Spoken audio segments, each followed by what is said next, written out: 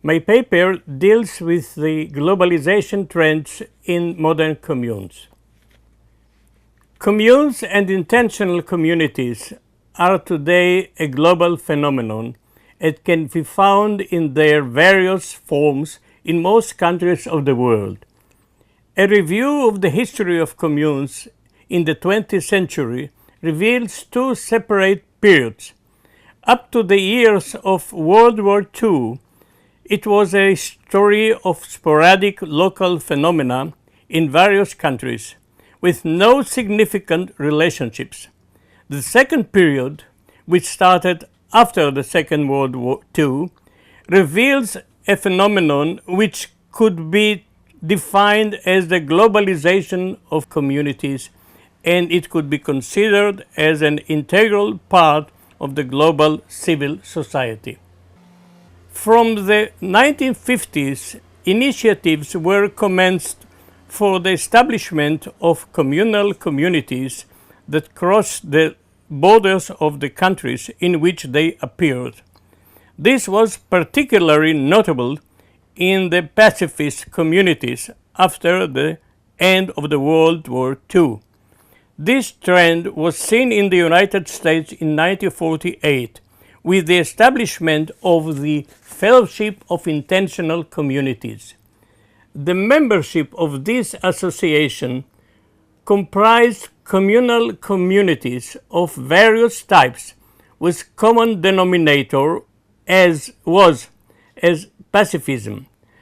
Although the organization took place in the United States, the trend was international and embodied openness to the participation of communes outside the United States. During those years, there were also pacifist communes in other countries like Great Britain, New Zealand, and Australia, and they had also international linkages. The 1960s were the years in which these international linkages were expanded. The most significant development in the globalization of communes took place in the United States in the late 1960s, with the waves of protest of youngsters and students. This social protest brought in its wake the hippie communes. This wave that began in the United States immediately spread to Great Britain, Western Europe, Australia, and New Zealand. In the 1970s, communes appeared in most European countries. In the countries of the Western Europe, there were communities that bore a similarity to the radical wave of the hippie communes. The world in the mid-1970s became a global village thanks to modern electronic communication and television that spread the world of the communes. In these years, the literature on communes, past and present, expanded and spread the knowledge about communes to the academic circles as well as to the general public, and disseminated the subject of communes. 1972 saw the first appearance of the Communities magazine, which in its format, the scope of its distribution, had the avowed objective of bringing the word of the communes to the general public. It continued to appear incessantly since then, and its 1956 issues include wide range of subjects covering most sides of the community living in the United States and elsewhere. The 1970s saw the appearance of international initiative by communes in the United States, Great Britain, and Japan, whose objective was to establish international relations. In 1974, the Farm Commune from Tennessee launched an initiative of Global Horizons with the establishment of Plenty, This enterprise was designed to aid distressed areas in the United States and throughout the world. This was followed by other such activities, so much so that the farm people were dubbed the Hippie Peace Corps. In the 1970s, the Findhorn Commune in Scotland, that had started with a group of Britons, became a mecca for hippie travelers and later an international spiritual center of New Age ideas. Findhorn had wide influence on the globalization of the intentional communities idea all over the world. The spread of communes throughout the world in the 1970s raised the need for a constant relationship between the forming of international relations began at the end of the 1970s, and between 1979 and 1985, 6 international conferences were held. The history of the international relations effort between 1979 and 1985 expressed a social need for get-togetherness, in which the atmosphere was spontaneous and informal, and which were designed to raise morale and form interpersonal relations and intercommunal relations. In 1976, International Commune Desk was formed in Israel on the initiative of Mordechai Bentov, one of the founders of the Kibbutz Artzi Federation. In 1981, he initiated an international conference of communes that took place in Israel. Bentov also established a committee for relations between kibbutz movement and communes worldwide.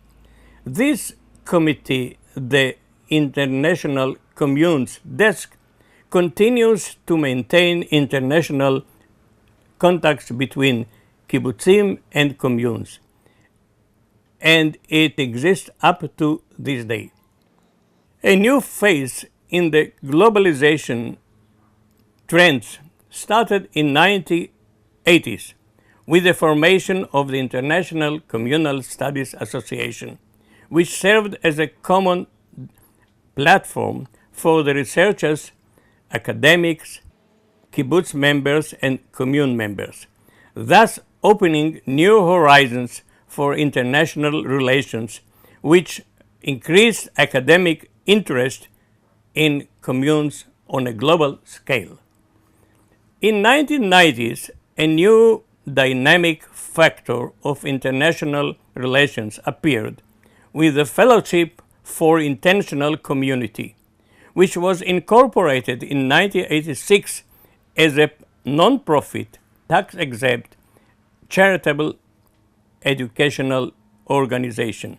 It became an inclusive association of many different communities in the United States and abroad, and is very influential in fostering the global contacts of the communes.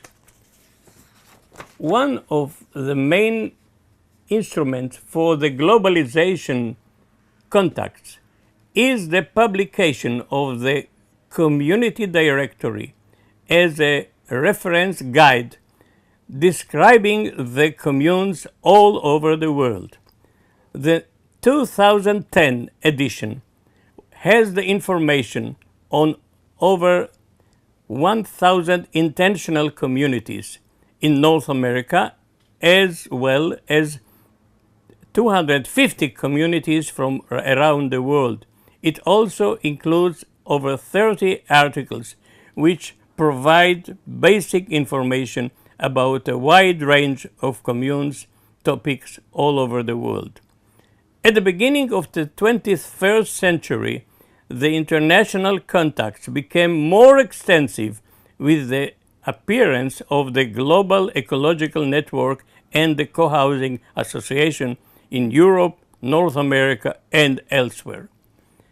This short historical review traces the different phases of the globalization trends of the communities and intentional communities, which come concomitant with a substantial extent and establishing those phenomena. It should be noted here that this survey dealt mainly with the secular communities. It did not include the secluded religious communes such as the Hutterites and the Brotherhof. These communes, like other Christian communes, maintained their seclusion during most of the last decades and thus avoided intentionally the globalization trends. Nevertheless, there are clear indications which are made by recent research, studies and research, and there are that there are cracks in the walls of their seclusion. Internet and emails penetrate, and they are gradually opening links to the outside society, and with that so to the globalization trends, even in those secluded communes. In conclusion, nowadays there are literally thousands of groups with hundreds of thousands of members that live in communes and intentional communities. The scope of their basic values is broad. What is common about modern intentional communities is their tendency to be open to new ideas, their willingness to be tolerant of other approaches, and their commitment to live in a way that reflects their ideals.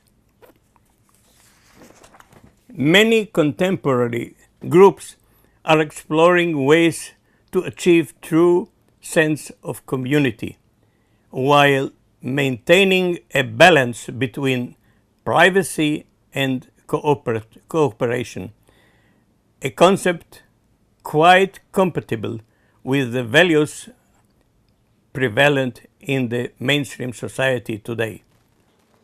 When all is said, one may ask, can we note a contribution to humanity that derives from the commune's experience, apart from that made in the circles in which they live? There is no simple answer, and the pros and cons must be carefully considered. On the debit side, the small number and isolation that characterizes the communes, which are selective social cells, limits their general social contribution. Their achievements have revealed ways of living together, while their failures have shown the limitation of the communal lifestyle. But on their credit, the commune's experience and lifestyles have and do constitute social laboratories in which the possibility that human beings can live cooperatively in voluntary communities with no private property is realistically examined. In our multicultural modern world, if there are still aspirations for alternative societies, then these communal phenomena could have a significant contribution to these aspirations. I have presented here a gist of the history and the significance of the globalization trends of modern communes and intentional communities. Those of you who would like to have more information are invited to consult my book, The Globalization of Communes, 1950 to 2010, published by Transaction in the year 2012. Thank you.